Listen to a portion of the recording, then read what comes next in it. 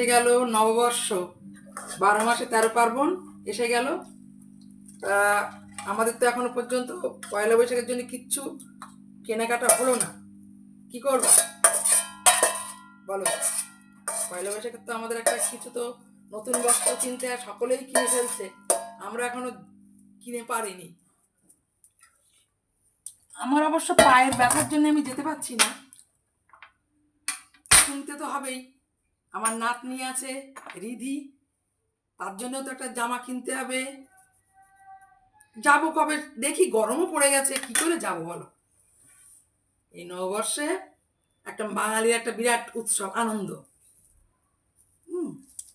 তা শুভ সকাল বন্ধুরা, রান্না নিয়ে চলে এসেছি, খাওয়াও শুরু করে দিয়েছে। আজকে কি আমার খাওয়ার সাথে কি করে নিয়েছি দেখো তো। গাজর রাঙালু সিদ্ধ দিয়ে মাখন দিয়ে খাওয়া হয়ে যাচ্ছে।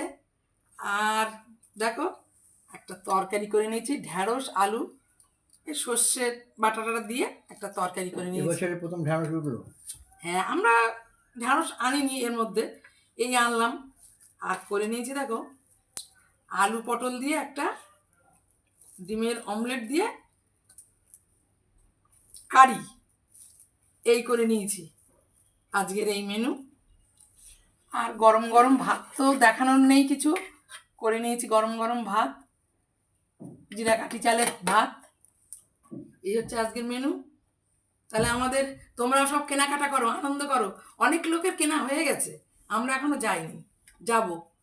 হ্যাঁ, বাজারঘাট খুব রমরমা বাজার চলছে দেখছি তো। চলো তোমরাও কেনাকাটা করো, আমিও কিছু কি কিনবো সেটাও তোমাদের দেখাবো। চলো, সকালবেলা কর্তামশাইকে দিয়ে আগে উনি বেরিয়ে যাবে,